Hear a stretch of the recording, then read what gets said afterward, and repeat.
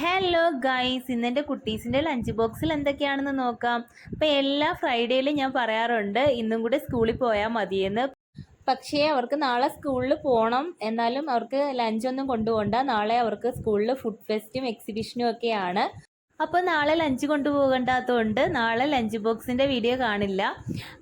അപ്പം മൂത്ത ആൾക്ക് നല്ല ചൂട് മട്ടേരി ചോറിട്ട് കൊടുത്തിട്ടുണ്ട്. പിന്നെ ഒരു വറുത്ത മീനാണ് വെച്ച് കൊടുത്തേക്കുന്നത്. ആ മീനിൻ്റെ പേര് ഒറത്തേന്നാണ്. നിങ്ങളുടെ അവിടെ എന്താ പറയുന്നത് വെച്ചെന്ന് കമൻറ്റ് ചെയ്യുക.